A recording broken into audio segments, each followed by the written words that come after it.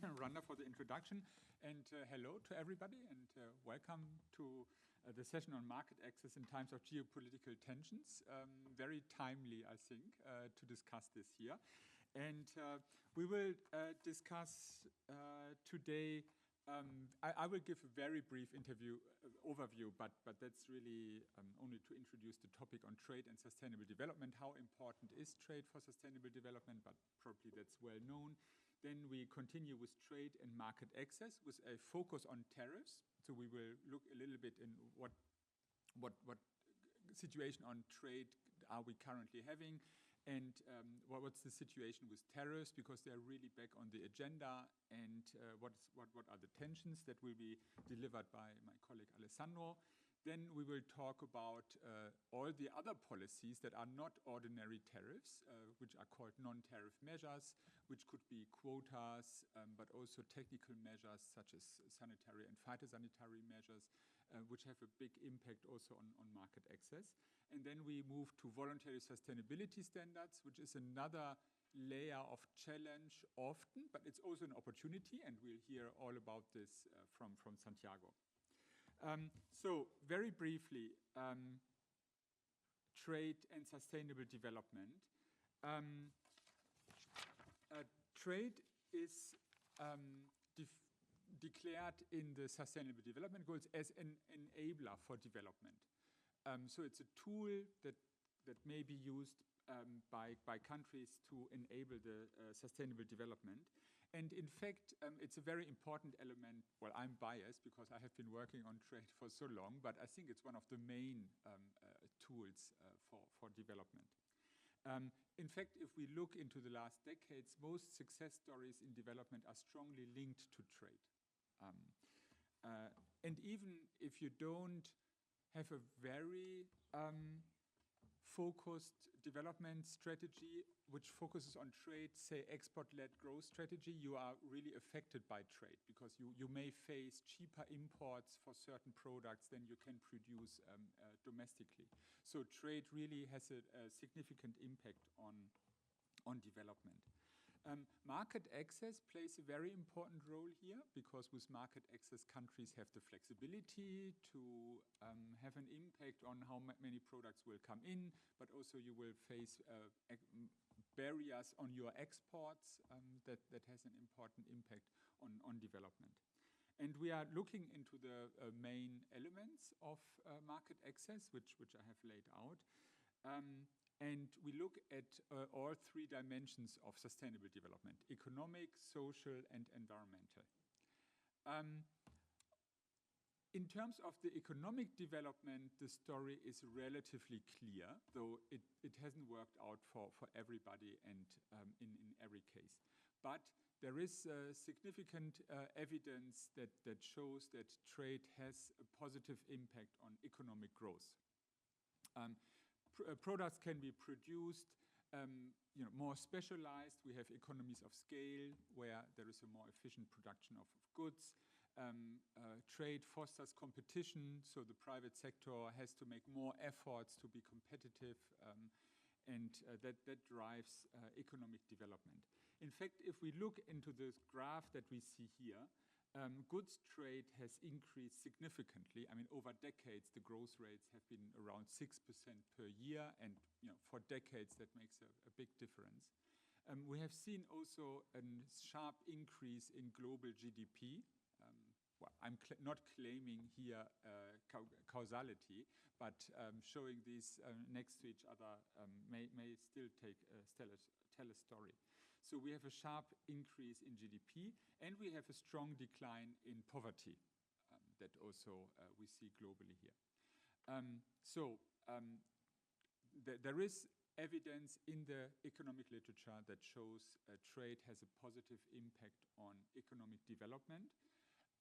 Well, with the caveat, it has not worked out for all. We still see some countries, commodity-dependent countries, which found it difficult to really get into global value chains, also with more sophisticated products. We'll discuss this later. But there's strong evidence of a positive link. Now, if we look into the social dimension, the story is a bit more mixed. So again, here we have positive linkages. Trade provides an opportunity for female employment, for example. We have seen this in many developing countries.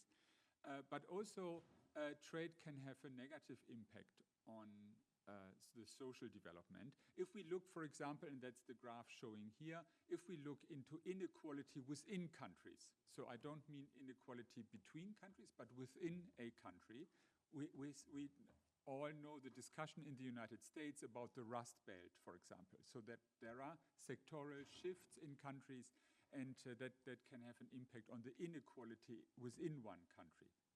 And in fact, here, there is evidence also that trade contributes to an increasing inequality within a country. So there are winners and there are then also losers, and that can create higher inequality.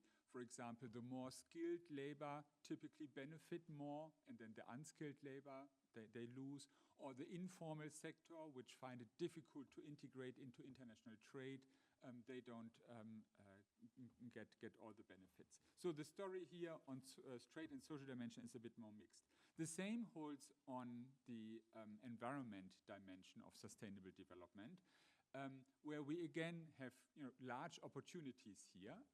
Environment-friendly products like solar panels, windmills, and so on can be produced much more efficient and cheaper and can be distributed so that everybody has access to these products. But also, we have a concentration of production, so that can lead to overfishing in certain parts of the world. Also economic degradation, because mining, for example, which can be quite dirty for some products, is then concentrated in specific areas. So a mixed impact on environment that we see here from trade.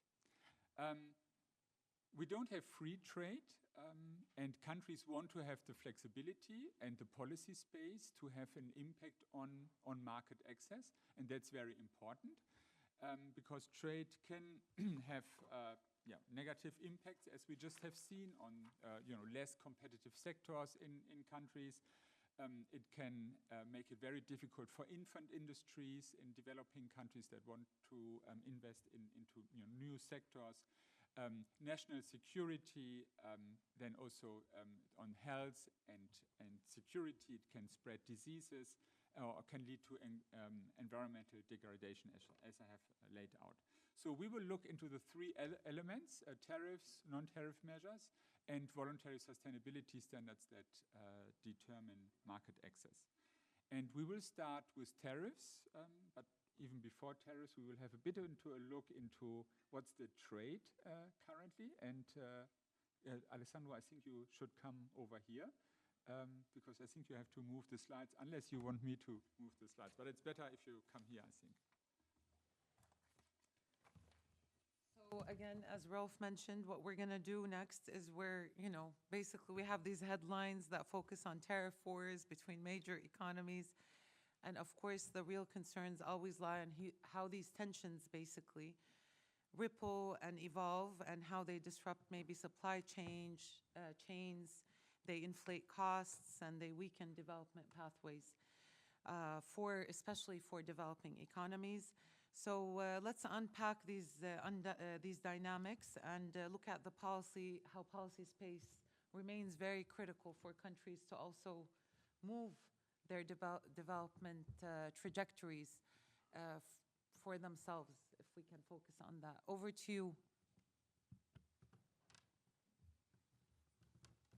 Thank you, Randa, and welcome to everybody. Thank you for having me. So, I'm going to focus on market access, tariff especially, and just to try to make some sense of what is going on in the last few years about the change in the use of trade policy that we are experiencing. So, but first, some words on global trade, just to give you an idea where we are and how big it is. So, if you want to know the numbers, it's about $33 trillion in 2024. 2025 probably is going to be even higher. Of this, about $25 trillion is goods, and $8 trillion is about services. So this one gives you a number, but doesn't give you the scale. And the scale to see how important trade is for the global economy is to compare this with global GDP. And when you do that, considering the global GDP is about $110 trillion, we know that about 30% of global output is traded and consumed abroad. That's the average. So that's a big number, frankly. 1/3 of what people consume in the world is actually not produced in their own countries.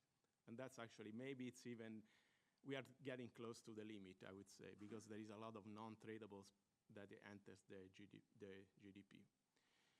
So if we look at the trend of this, consider that only 25 years ago, which is a long time actually, but in 2000, trade was only 8 trillion, and as a percentage of GDP was 25%. So it was still very high, but in the last 25 years, we see that ratio, it's increased even more, and that's what people refer as globalization, because economies get integrated into the global economy. Now, some of the reason for this growth, and probably the most important one, is the emergence of international production networks. Only 25 years ago, there were not really a lot of multinationals, and they were not so developed. Now, everything is made everything. A lot of products are made not in one country, but are made in many countries. Parts and components goes back and forth. At the end, the final product is assembled, and then is consumed somewhere else.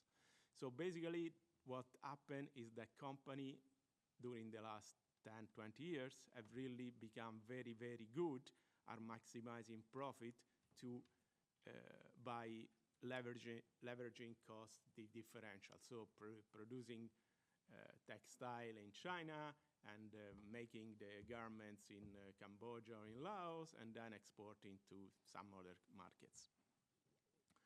Another reason very important is that a lower trade cost, and here also lower tariff, but tariff really didn't change as much during the last 25 years. What really changed a lot is the efficiency of shipping logistics, and now it's a lot cheaper to move goods and services and information across the globe, and that's allowed to reduce a lot of the cost related to cross-border trade.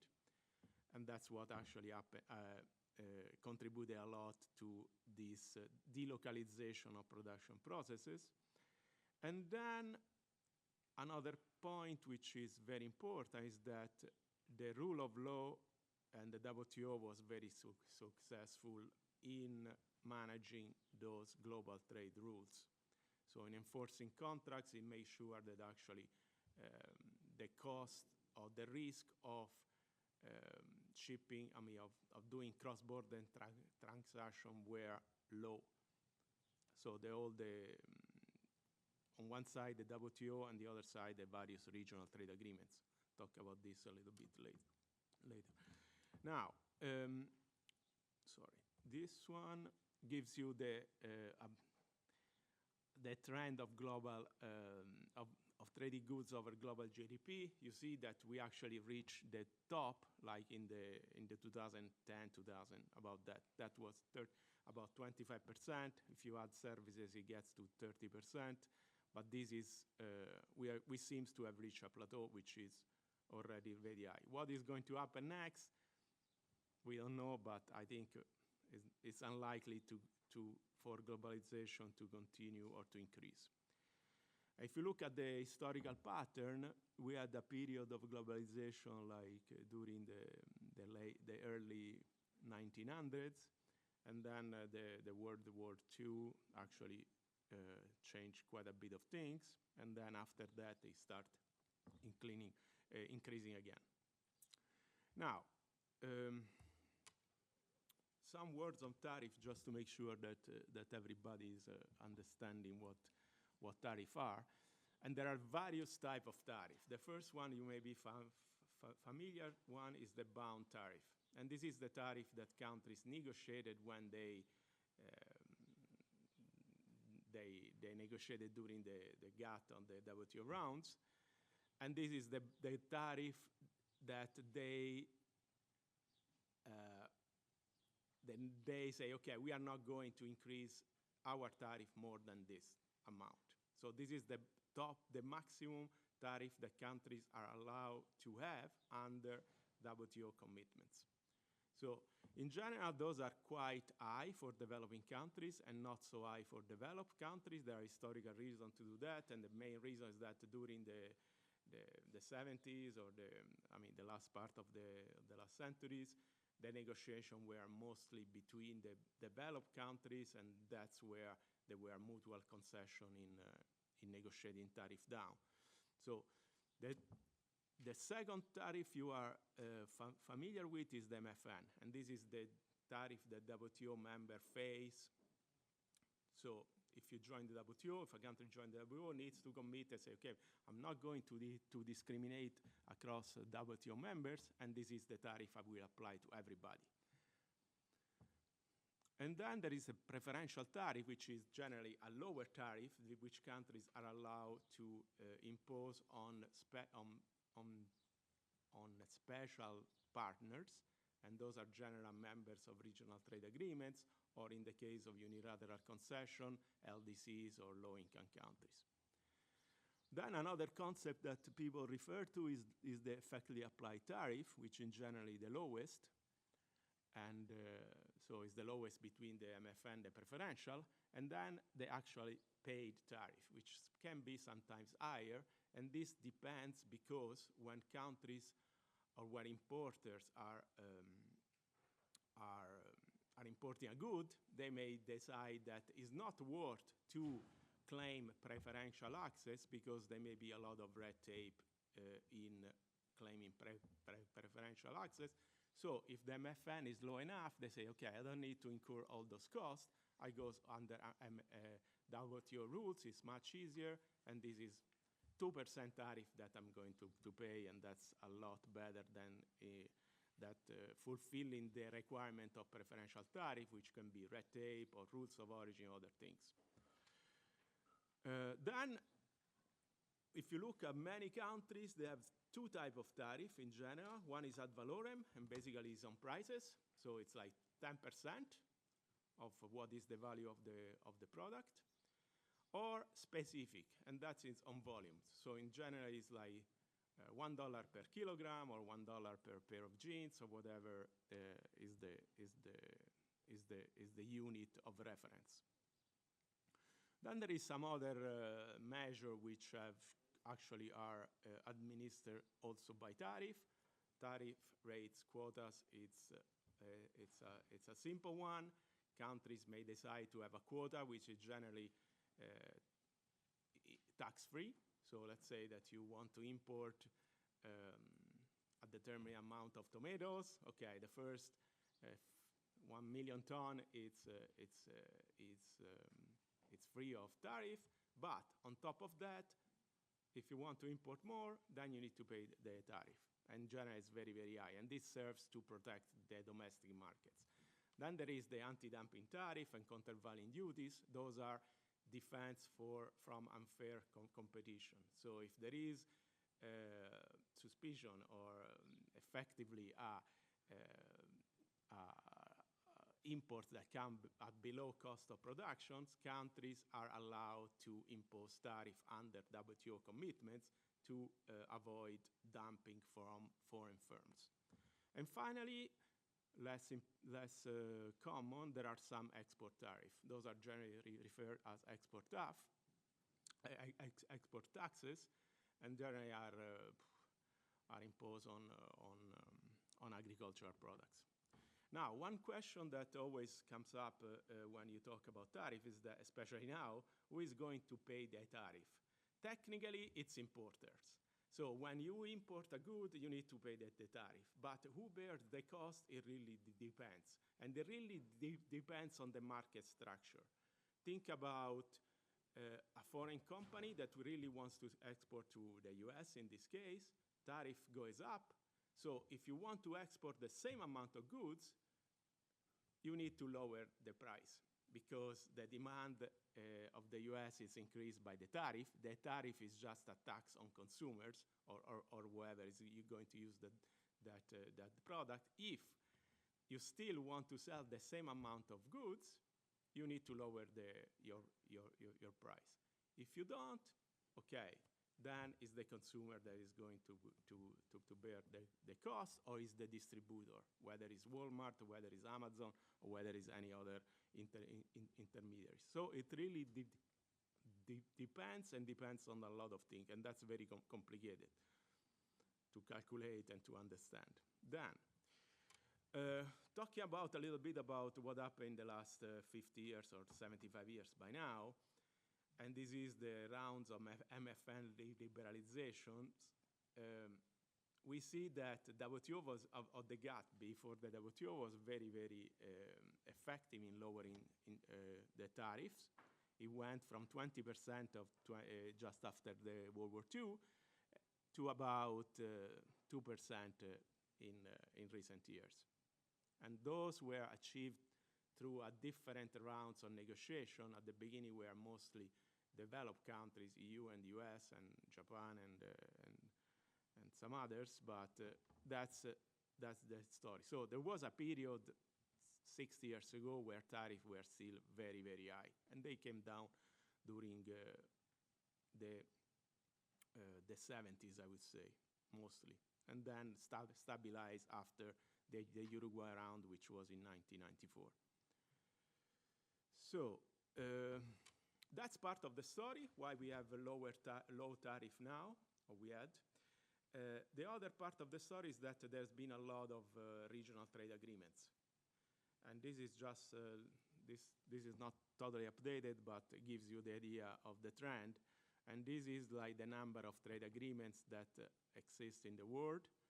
And according to the WTO, is about 200, which covers goods and services, and another 160s, which are covering only goods.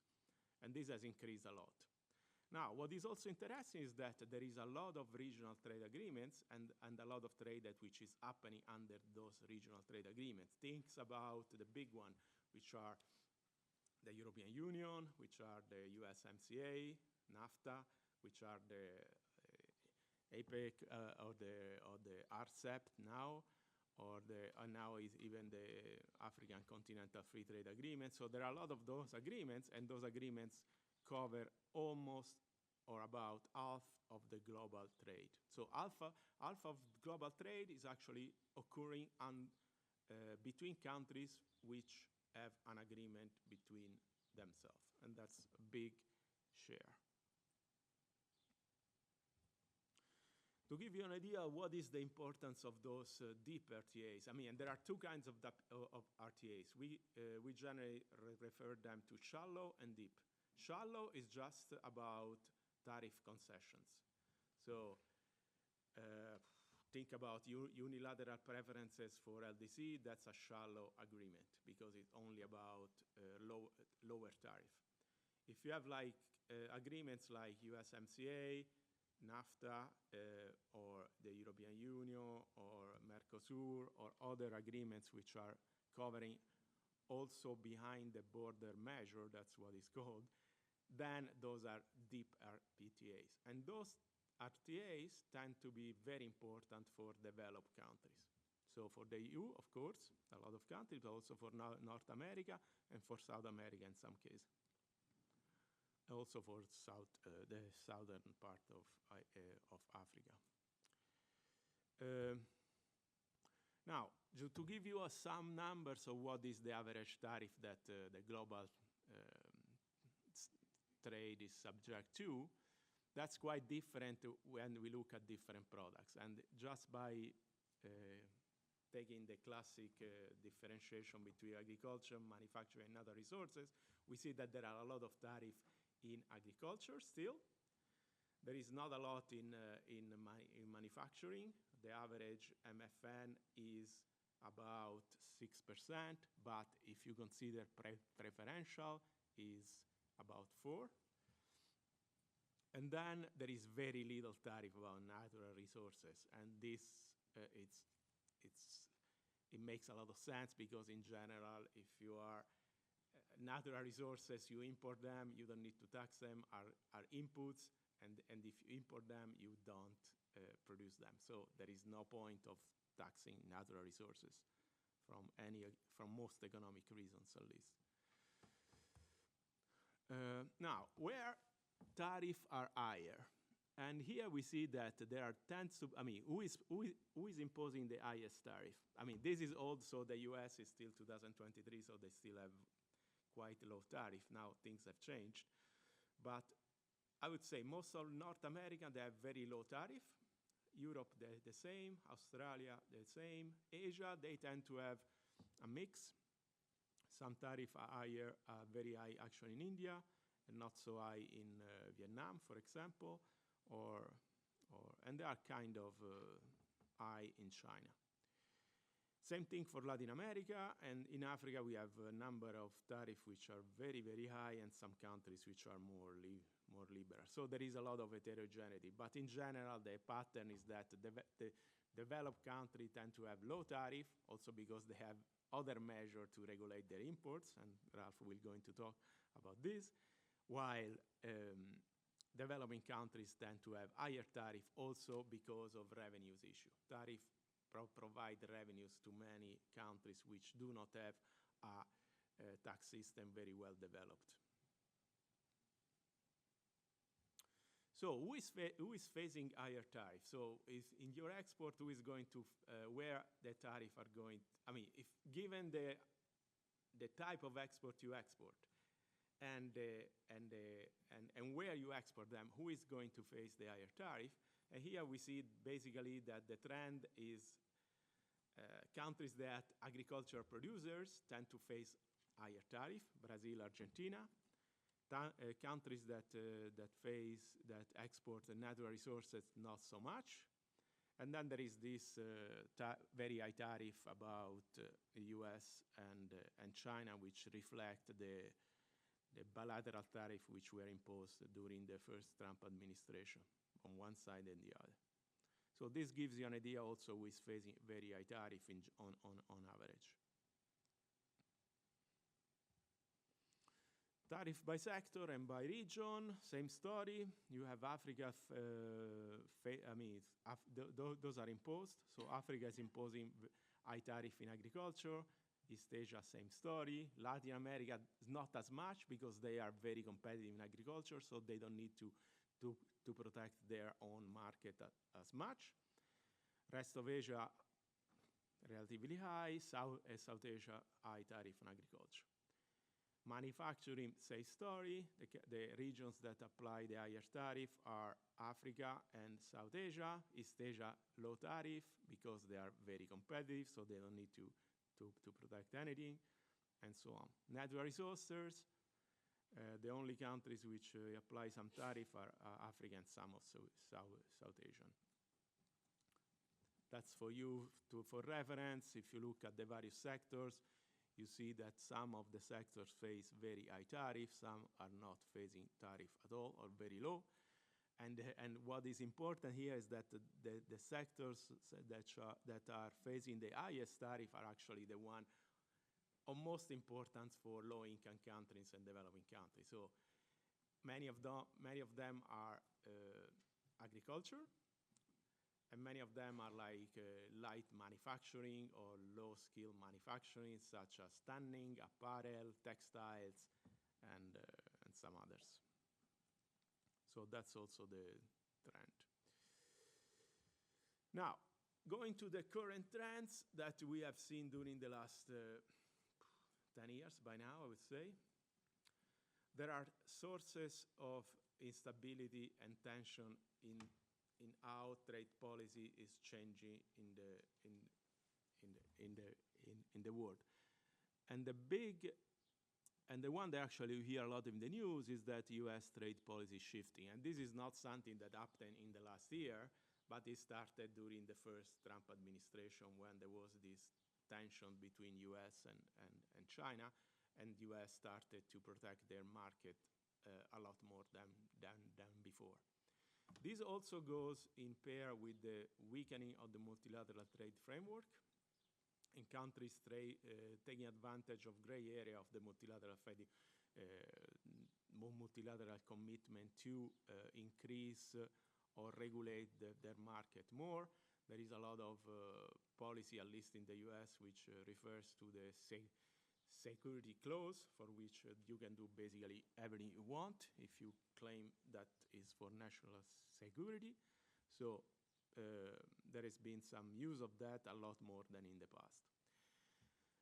Another point worth making is that the new trade policy that we have seen in the last decade or so has shifted from economic objective to include also non-economic objectives.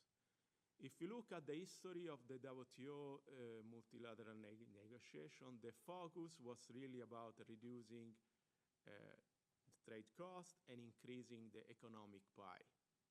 Now, so it was really about money and profits. Now there are other elements that fits a lot more into the trade policy making of many countries. And those are social, labor, environmental concerns. So you have all those policies, both in relation to tariff and in relation to non-tariff measures, maybe even more, actually surely even more, that consider what is the impact of trade on social, labor, and environmental issue. And countries feel that they need to regulate those trade in relation to those because their constituents are really caring about those things. Finally, what also we are looking at and what we have seen during the last 20 years by now is that global trade imbalances, meaning the difference or the shift between deficit and surplus countries, has really persisted, has been widening a lot in the last few years. And this created some tension, including the US, because they are running a deficit and they don't like it, even if they should like it a little bit more at least. So, so what drives market access negotiation? So as I said, in the past was really about increasing efficiency and achieving cost reduction along global value chains. So there were a lot of negotiation, even within regional trade agreements, were about opening markets. I open my market in chemicals, and in return, I get a better market access in the automotive sectors. And that was the way the negotiation were going. So sectoral and qui pro quo very much.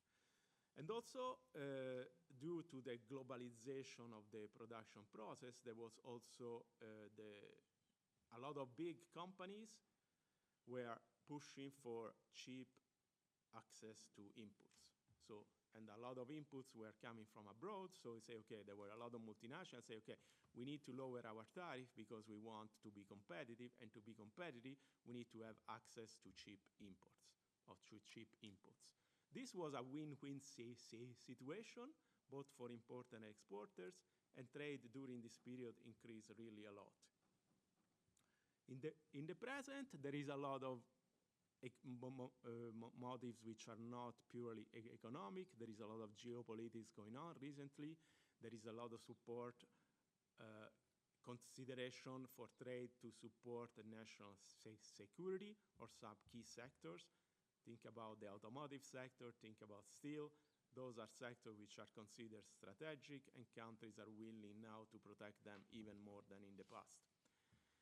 There is more nationalism, sure, now whether it's made in Italy, made in the US, there is a lot of those slogans or those kind of initiatives that countries try to implement. There is also an issue about market access on sale, and we see that more than ever in the US. You access your market, then you really need to pay to give you something in return. There is not free lunch anymore, so if you really want to have lower tariff, you need to do something. So there is very little about unilateral liberalization, even if it could make sense in some cases. And then what we say about this is that trade is really becoming an instrument to pursue non-objective motives. And this is the big change from the past. And this also government, especially in some cases, as I said, they try to look at the global, at the deficit position and surplus position, and start to think that trade is a zero-sum game, even if it's not. So imports are bad, exports are good. But this is not the case from an economic point of view, and should not be the case. But governments have other objectives than just economic efficiency. So for some of them, it makes sense to claim those issues. Then, just to say something about how international trade is doing, and we monitor this through our work. And we have basically two publications you may be aware of. One is annual, the key statistics in trend in international trade, and another one is monthly now, which is the global trade update. So we really look into what is going on during the last quarter or last year. So if you are interested in understanding or just looking at what is the most recent trends in the evolution of trade, this is what will give you a good summary. To give you some points, trade is growing a lot more than we expected, but patterns are changing. So some trade is not growing at all, some trade is retracting, but some other is really picking up a lot. Geopolitics matters, and matters even more. Think about US, China, or Russia. That's a lot of change during the last few years. There is a lot of changes in the across sectors. Think about green goods, electric vehicles, combustion engines, things like that. So there's been a lot of differences. South-South trade is growing a lot, but is also very, very volatile. So one quarter increases a lot, the other quarter declines quite a bit. But in general, the pattern it's very positive. And then we have trading services, which actually is growing quite fast. So trade reflects a lot of geopolitical events in the last 5 years. And this is not recent, but this is basically the results of the first Trump administration in the US. So between 2018, we see that the big changes were about, in the negative one, were about the China-USA, negative, because of the tariff we impose on each other. EU, United Kingdom, because of Brexit, mostly.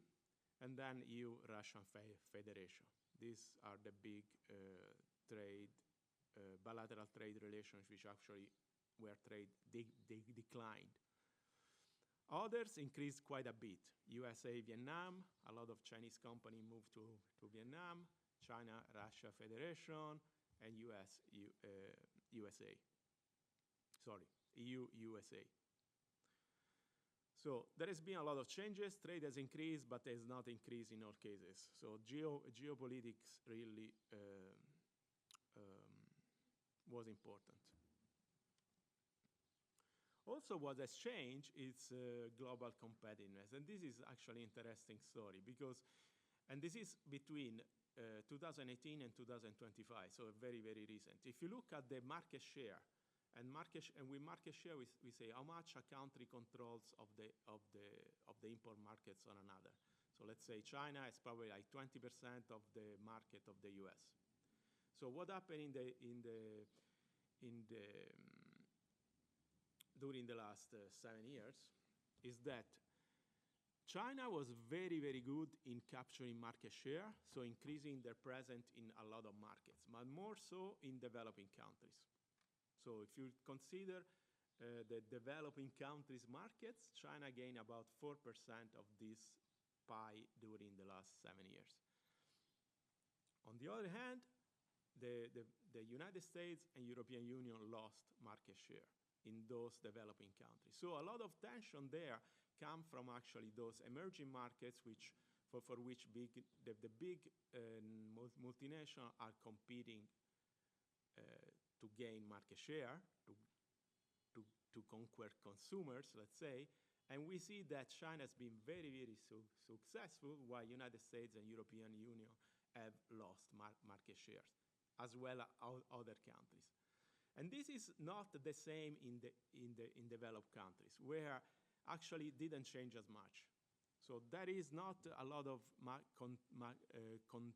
market congestion, if that is a word.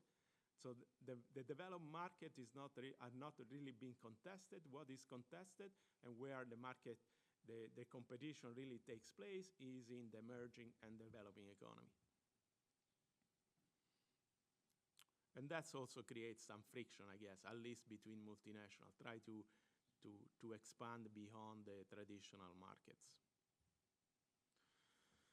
Global trade imbalances in the last 2 years, they have been growing. As you see, there is basically 2 countries which contribute to the large part of it. China really runs always a big surplus. US always runs a larger deficit.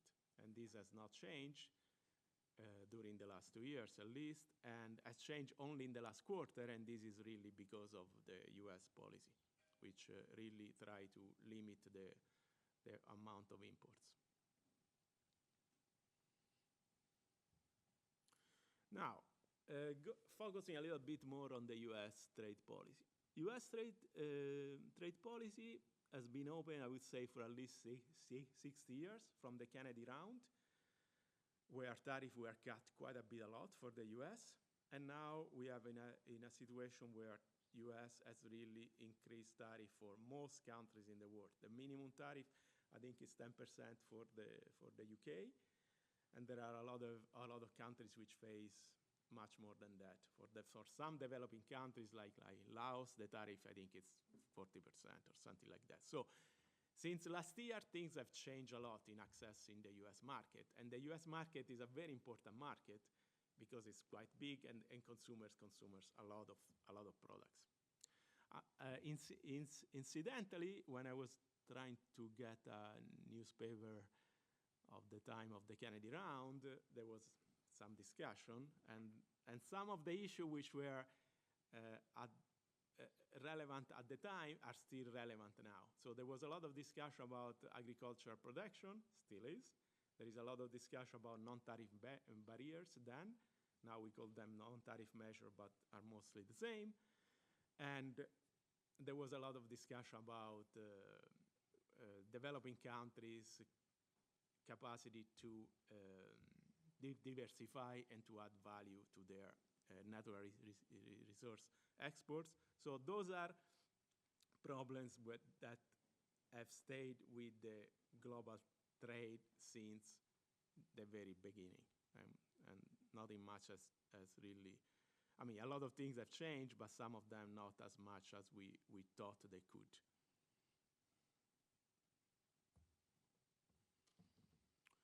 So,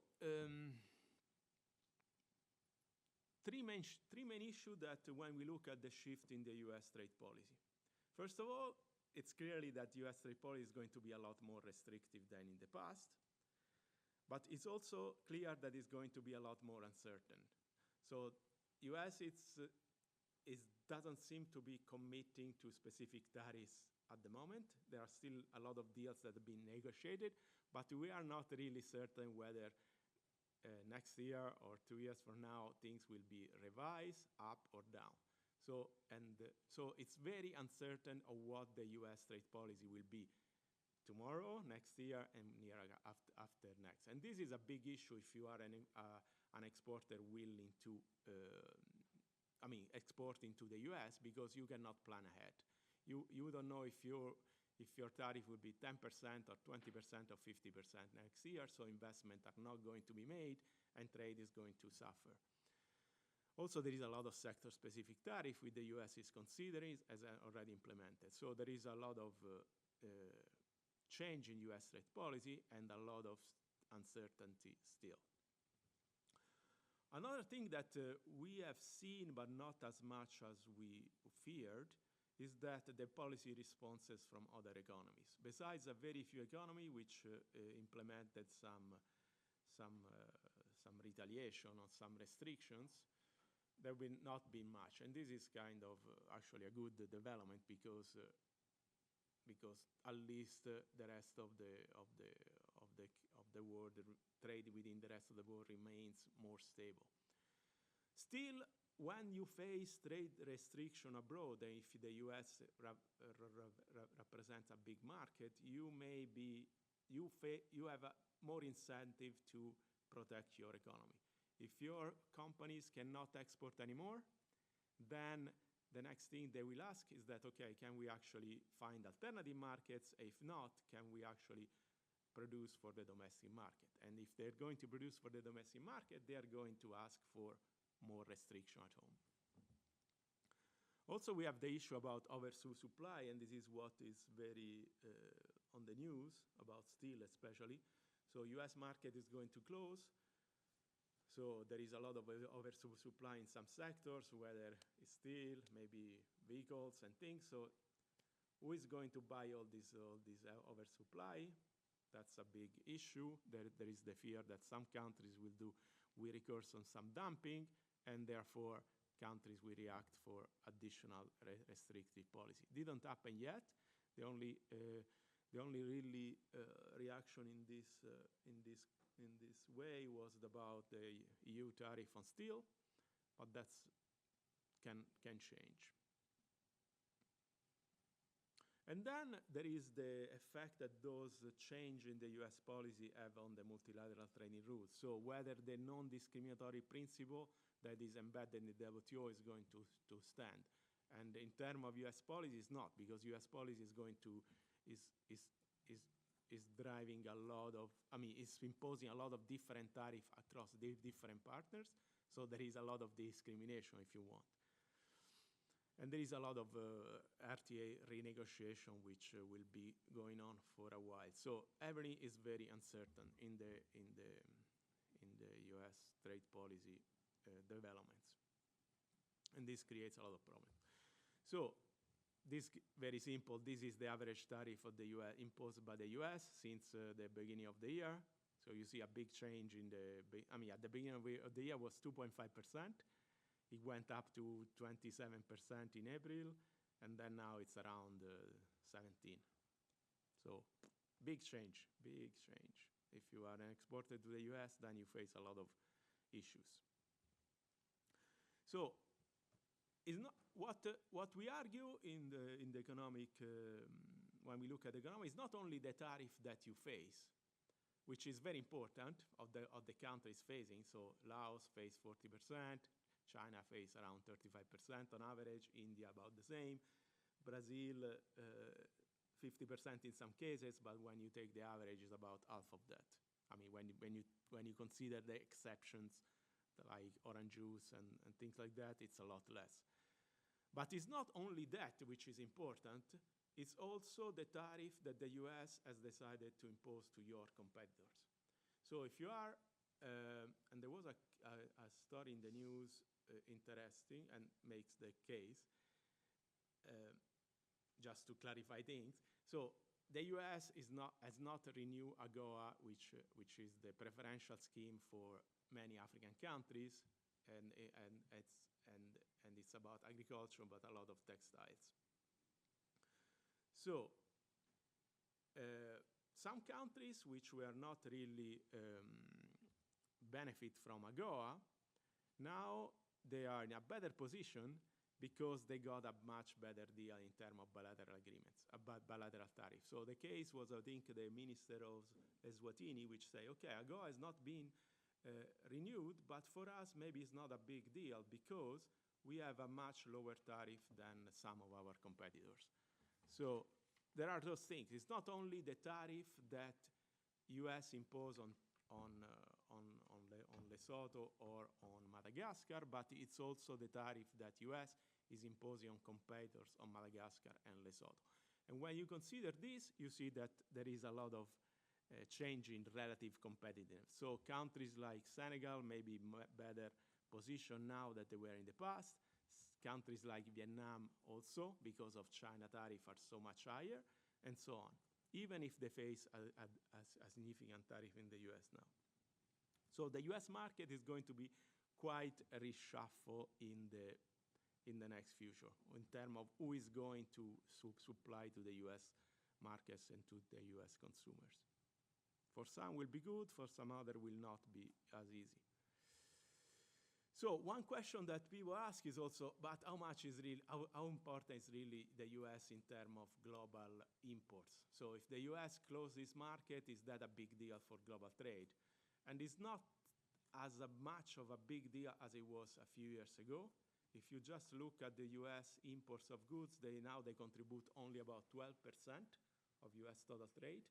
Still a big number, but it's not about the 20% that we were like seeing 20 years ago. Still, those are averages which do not consider which are averages. But if you think that a lot of production is actually made across countries, and you look only at consumers' good of where actually the final good is consumed, US, it's a lot more important than that. What I mean with that is that there is a lot of trade between, let's say, Africa and China, which occurs only because China exports to the US. So if this trade between the US and China, or US and East Asia, is reduced, there is also a lot of trade between China and Africa which is going to suffer.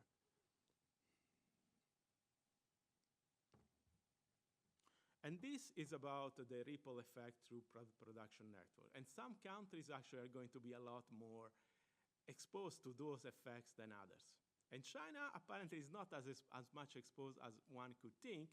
It's less exposed than India, than Japan, is definitely less exposed than the European Union and the UK and even Canada, of course, and Mexico for sure. So there are some countries that are going to be facing a lot more issue in terms of reshuffling their production networks than China. Now, another interesting part is that when you have a trade policy which is uncertain, how firms and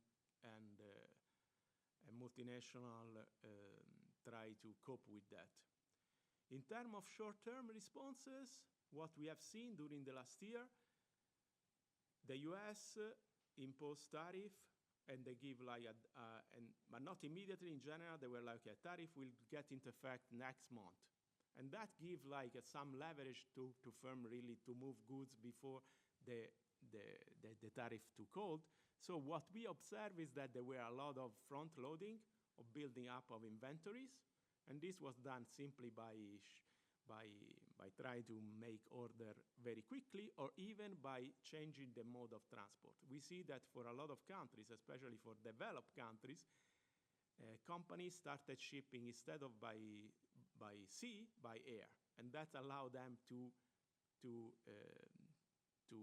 beat the tariff deadline. Of course, if you are a big companies, you can do that. If you are a small company from developing countries, you may not have that possibility because of cost and because of infrastructure. So also those uncertainty create some discrimination between type of firms and where firms operate or are. In the long term, what we see is that we find alternative, what firms do, they find alternative buyers, and that's what China seems to be doing. So this is the China export in the last 2 quarters. Before, we're actually growing both in the US and the rest of the world. In Q2, what we see is that they decline a lot in the US because of the tariff, but they increase a lot in the rest of the world, plus 10%. And minus 25% in the US.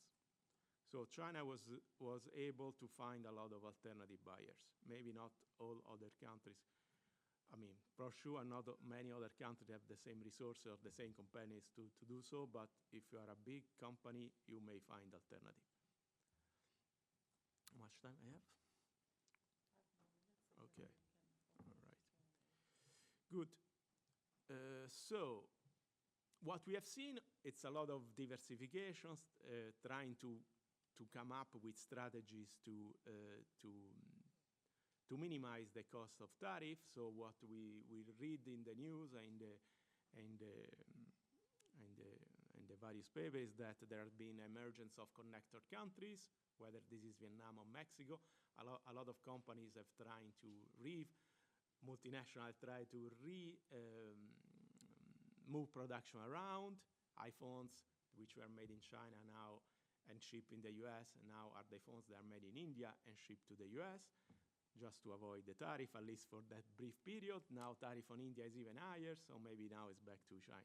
So if you are a multinational, there is something that you can do. If you are a small company, a lot more difficult.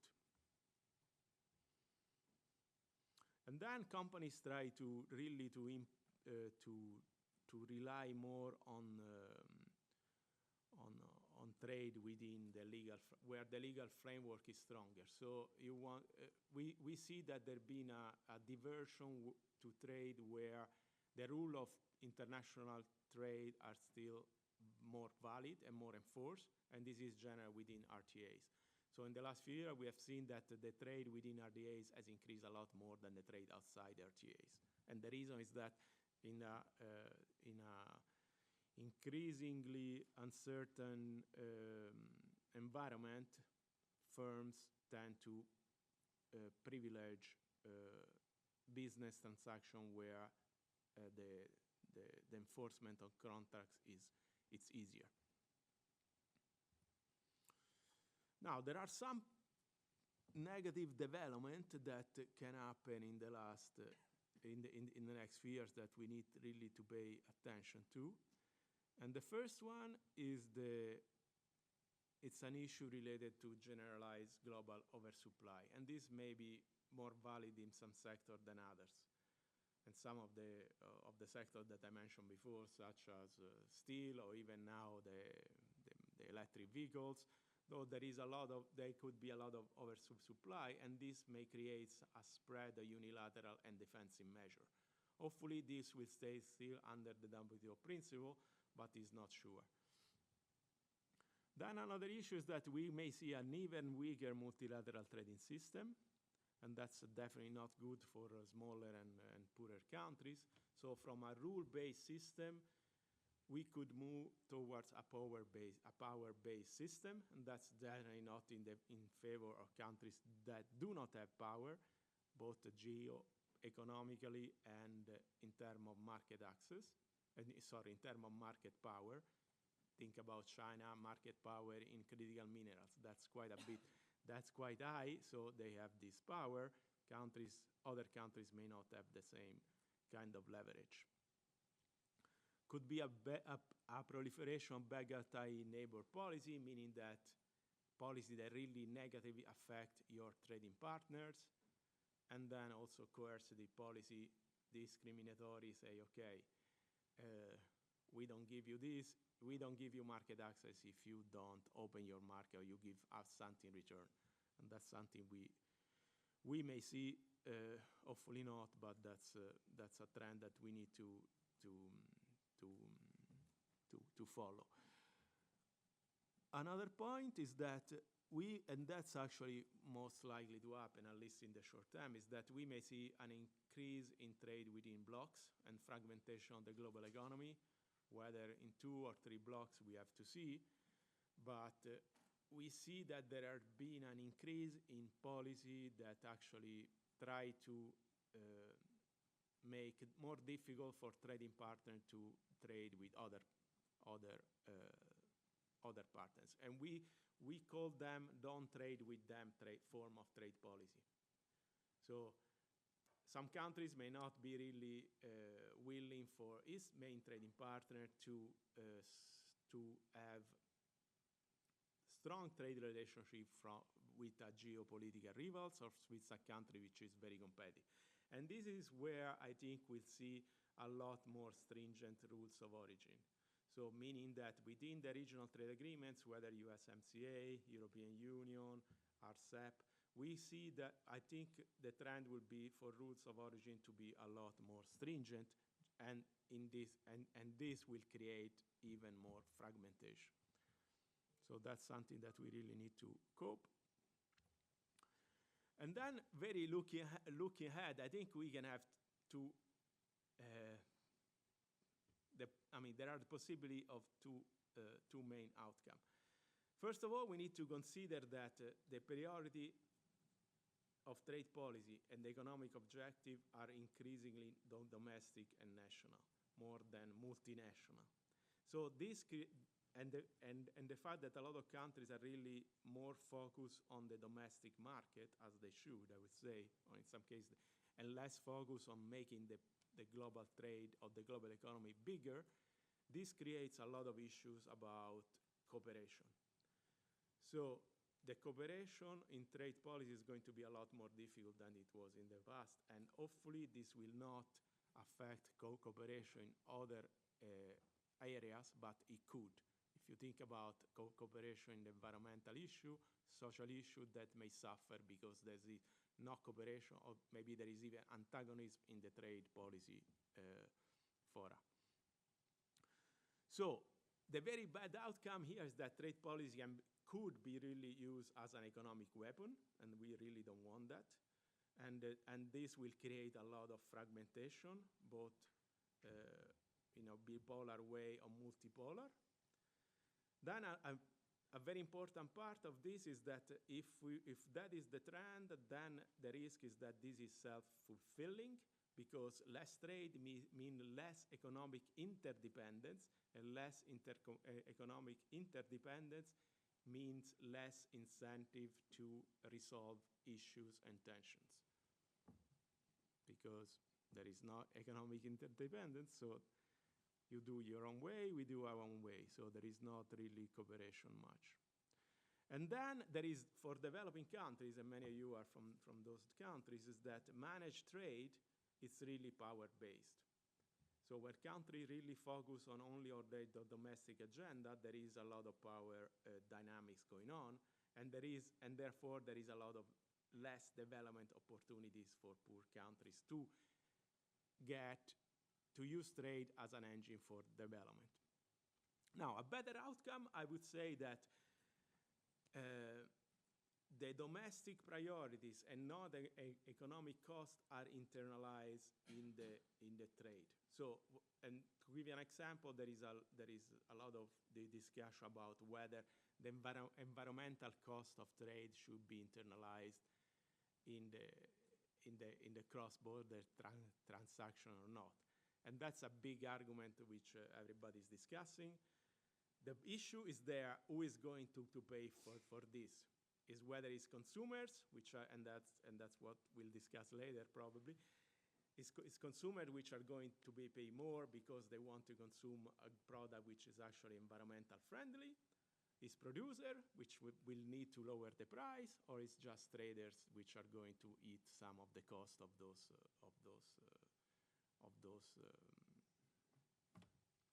non-economic costs. And this is actually the big issue which is going on in negotiation about the environmental trade and environment.